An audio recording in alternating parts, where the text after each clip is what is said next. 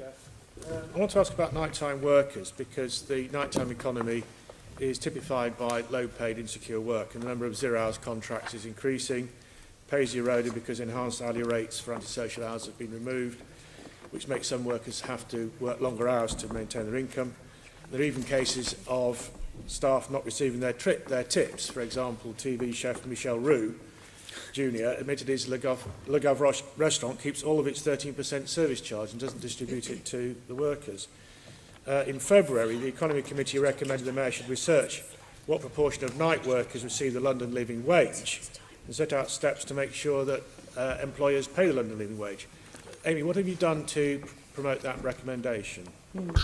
Well, London's culture and leisure economy alone at night employs 725,000 people, and that's 1 in 8 Londoners. That's roughly the population of Leeds, and many more people work evening and nights in factories, deliveries, health, policing, sorry, cleaning. that's not answering my question. We've got limited time. I asked, what are you doing in relation to the London living wage, bearing in mind the low pay that's endemic in the nighttime economy? Yes. What are you doing to implement the recommendation from the Economy Committee? Well, I regularly meet with nighttime workers on night surgeries, such as nighttime businesses, venues, working across different areas of the creative industries. I believe strongly that workers in the services industry should keep all tips.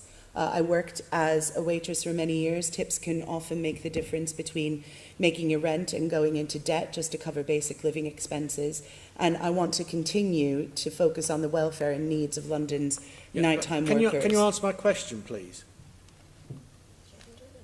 Yes, I have answered your question. Well, you haven't. I asked you specifically about the London living wage, and you talked about all sorts of other things. Well, I support the London living wage. What are you doing to promote it? And I'm working with stakeholders here within the GLA and outside in order to ensure that that happens.